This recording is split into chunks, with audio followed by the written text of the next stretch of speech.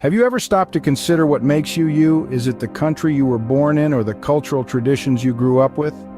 To unravel this intriguing question, let's start with two fundamental concepts: nationality and ethnicity. These terms may sound interchangeable, but there's more to it than meets the eye. Nationality, for starters, is often associated with the country where a person was born or currently resides. It's a legal bond between an individual and a state, regardless of the individual's feelings or preferences. It's like a membership card, granting you the rights and duties of a citizen, including the right to vote, work, and live in that country. On the other hand, ethnicity is a bit more complex, a little more layered. It's not just about where you're from, but also about who you are. It's about your identity, which is shaped by shared cultural, historical, or ancestral ties. Ethnicity can be seen as a rich tapestry woven with threads of language, religion, tradition, and history. It's about the food you grew up eating, the stories your grandparents told you, and the festivals you celebrate. Think of it like this: nationality is your address. It tells you where you are located on the map. Ethnicity, however, is the story of your roots, telling you where you come from and who your people are. In a world that's increasingly global, where borders are often just lines on a map, understanding these concepts is essential. They influence everything from our personal identities to the structure of societies, and they shape our world in profound ways. Nationality and ethnicity, though seemingly similar, are distinct in their essence. They intertwine, coexist, and sometimes even clash, but they are two halves of the same coin, each contributing to the rich complexity of human identity. So as we can see, nationality and ethnicity, though interconnected, are not the same thing. Now let's journey back in time and understand how the concept of nations and ethnic groups came into existence. Our world hasn't always been organized into nations as we know them today.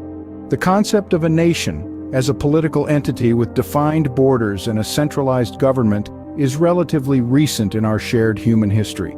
It emerged from the ashes of empires and kingdoms, shaped by political treaties, wars, and revolutions. Take Europe, for instance. Its national borders have been redrawn several times over the centuries. The Treaty of Westphalia in the mid-17th century marked a significant shift towards the idea of sovereign states. It was a turning point where power moved from sprawling empires to smaller, more defined nations. Similarly, the African continent's national borders were largely determined in the late 19th century during the Berlin Conference, a meeting of European powers that divided Africa without regard for indigenous cultures and ethnic groupings. This arbitrary division has had lasting effects on the continent's social and political landscape. Moving to Asia, the partition of India in the mid-20th century is another example of how national boundaries have been drawn and redrawn. This massive geopolitical event created two new countries, India and Pakistan, leading to one of the largest mass migrations in human history and causing deep societal changes. Now let's consider ethnic groups. Ethnicity, unlike nationality, is not defined by political boundaries. Instead, it's about shared cultural, historical, or ancestral ties. Ethnic groups have existed for as long as humans have formed communities. They have survived the rise and fall of empires, the shifting of national borders, and the evolution of societies. Ethnic groups have significantly impacted societies, influencing everything from cultural practices to political structures. They've shaped languages, traditions, and worldviews. Their histories are interwoven with the tapestry of human civilization, adding depth and diversity to our collective narrative. The history of nations and ethnic groups is rich and complex, shaping our societies in profound ways. Beneath the umbrella of a nation, a multitude of ethnicities often coexist, each contributing to the country's cultural diversity. Imagine the myriad of colors in a kaleidoscope, each one distinct, yet together they form a harmonious, mesmerizing pattern. That's the beauty of cultural diversity within a society. Ethnicities, like colors, each carry their unique traditions, languages, and heritage, enhancing the richness of the societal tapestry. Picture this: the rhythmic thumping of African drums mingling with the melodic strumming of Spanish guitars, or the spicy aroma of Indian curries wafting in the air, blending with the delicate fragrance of French pastries. These are the threads of cultural diversity that weave the fabric of our societies, adding depth, vibrancy, and a sense of belonging. But what happens when these threads are woven tighter under the banner of a shared national identity? They create a tapestry of social cohesion, A shared national identity gives us a sense of collective purpose, a common goal. It's like a symphony orchestra where each instrument plays a distinct part, yet together they create a harmonious melody. That's the power of a shared national identity. It fosters unity while celebrating diversity. However, it's important to remember that the two aren't mutually exclusive. A shared national identity doesn't mean the erasure of individual cultural identities. Rather, it's about acknowledging and respecting the diversity that makes the tapestry richer, more vibrant, and more resilient. It's about recognizing that each thread, each ethnicity, has its unique value and contribution to the whole. Picture a mosaic with each tile representing a different ethnic group. Individually, they are beautiful, but together, they form a magnificent piece of art. That's how cultural diversity and social cohesion can coexist within a society, not as opposing forces, but as complementary elements that enrich and strengthen the societal fabric. In essence, cultural diversity and social cohesion can coexist, enriching our societies.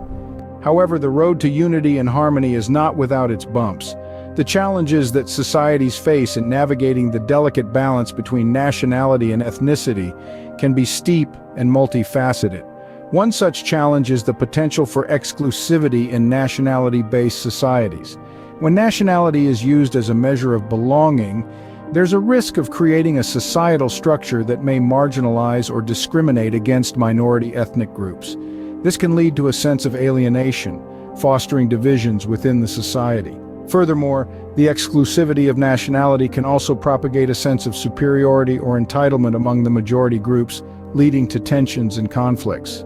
This is not conducive to social progress and can hinder the development of a harmonious and inclusive society.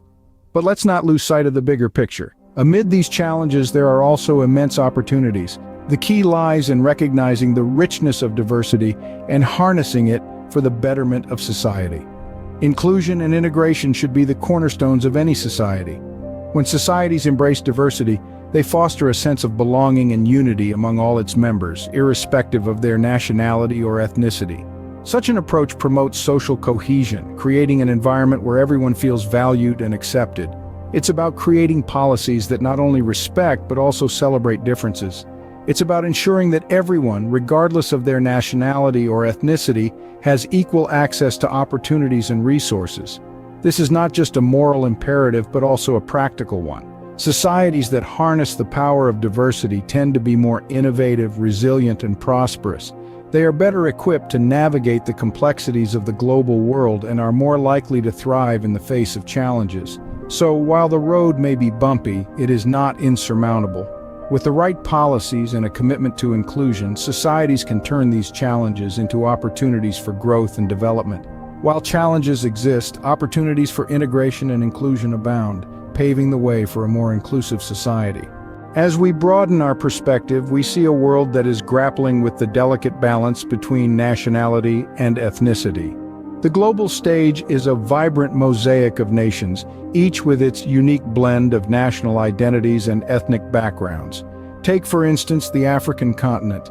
Here we see an array of nations, each with an intricate tapestry of ethnic groups.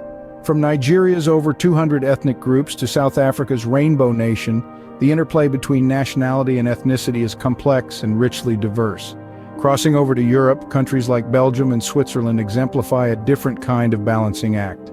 Belgium, with its distinct Flemish and Walloon communities, and Switzerland, with its 4 official languages, show us that nationality can coexist with diverse ethnic identities.